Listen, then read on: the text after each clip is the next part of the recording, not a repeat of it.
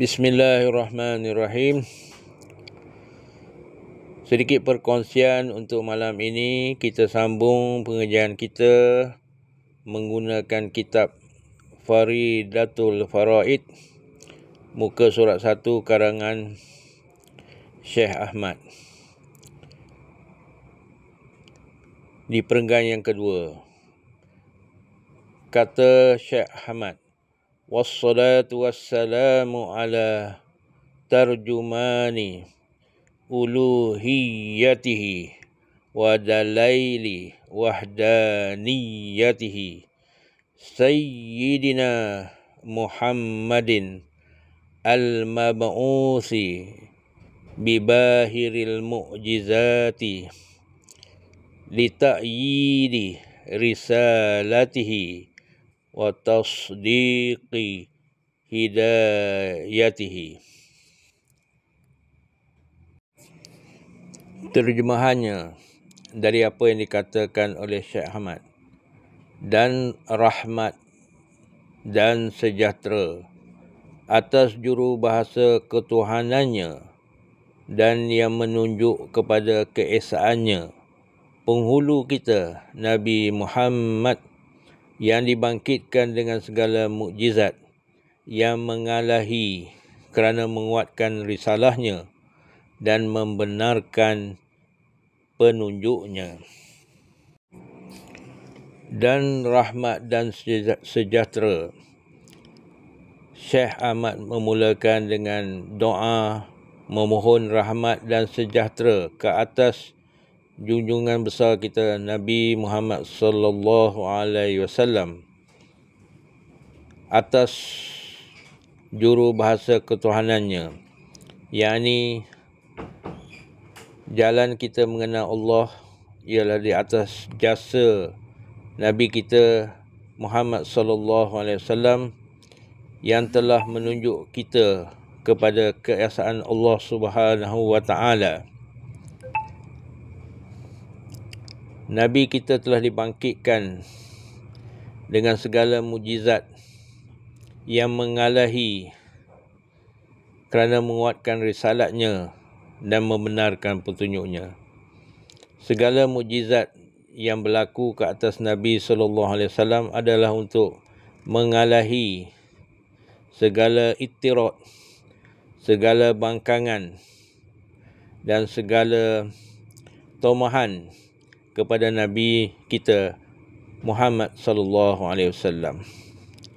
Salah satu peristiwa yang berlaku kepada Nabi pada satu ketika Rasulullah sallallahu alaihi wasallam sedang memberi pengajaran kepada umatnya di satu tempat, maka datang seorang badui membawa dob yang telah mati dan melemparnya kepada Rasulullah SAW dan mengatakan, jika kamu benar seorang Nabi, sila hidupkan kembali dob yang telah mati ini.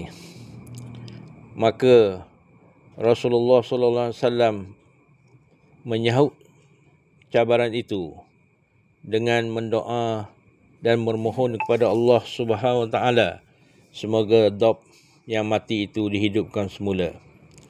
Maka dengan izin dan kurnia daripada Allah Subhanahu wa taala, maka dob yang mati itu hidup kembali dan menyatakan kebenaran Nabi kita Nabi Muhammad sallallahu alaihi wasallam sebagai rasul dan Nabi Allah Subhanahu wa taala. Maka berlaku peristiwa ini sebagai suatu mukjizat yang dikurniakan oleh Allah Subhanahu wa taala pada tiap-tiap nabi dan rasul. Maka dengan peristiwa yang berlaku ini, badui yang pada mulanya ingin merendah-rendahkan, ingin mempermain-mainkan, maka dengan kejadian yang demikian, dengan kejadian mukjizat yang telah ditunjukkan oleh Allah Subhanahu wa taala kepada badui tersebut, maka beliau pun mengakuilah akan kebenaran Nabi kita sebagai seorang Rasul sallallahu alaihi wasallam. Maka dengan demikian Badui tersebut telah menganut agama Islam dan telah menyampaikan segala yang berlaku terhadap dirinya ke atas kaum-kaumnya, maka semua kaum-kaumnya memeluk Islam.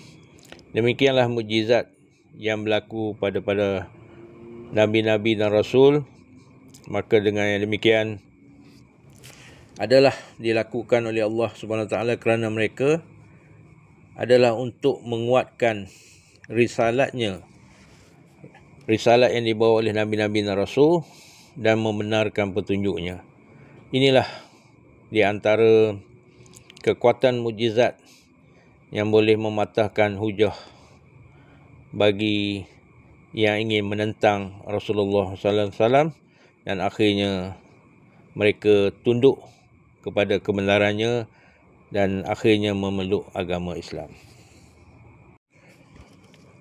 Seterusnya pengarang menyambung kata-katanya.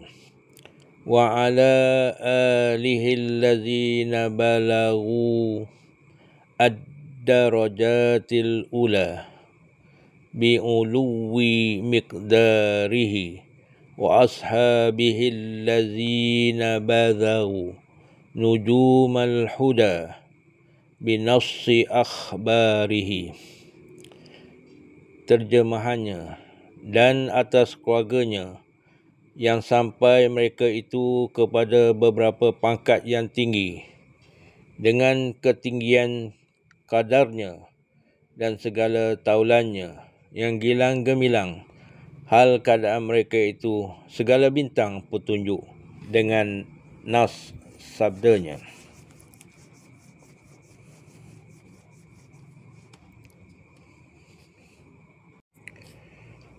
Dan atas keluarganya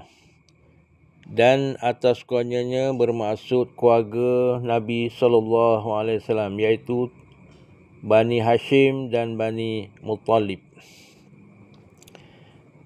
Keluarganya yang sampai mereka itu kepada beberapa pangkat yang tinggi.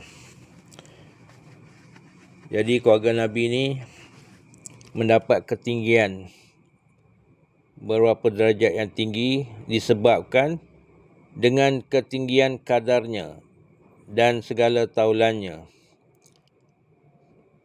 Disebabkan ketinggian Nabi SAW, kelebihan Nabi SAW, maka keluarganya dan taulannya pun mendapatlah kelebihan tersebut.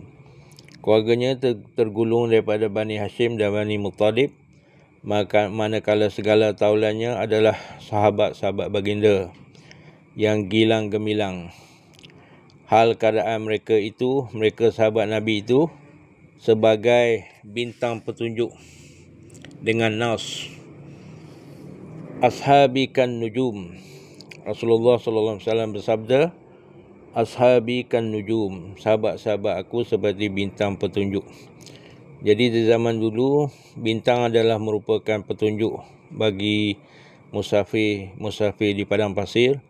Mereka menggunakan bintang sebagai petunjuk arah ke mana mereka nak tuju. Begitu juga nelayan-nelayan di laut, kebanyakan mereka menggunakan bintang sebagai petunjuk untuk balik ke pangkalan.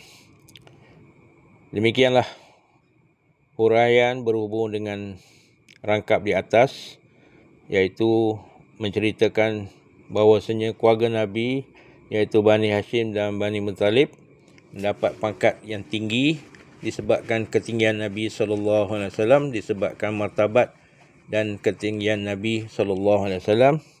Bukan itu saja, segala taulannya juga mendapat kelebihan yang demikian kerana mereka juga merupakan orang yang diberi petunjuk oleh Allah SWT dalam menjalani kehidupan sebagai seorang Muslim.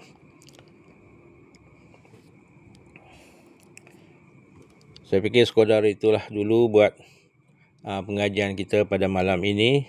Semoga memberi manfaat untuk kita bersama. Wallahu a'lam.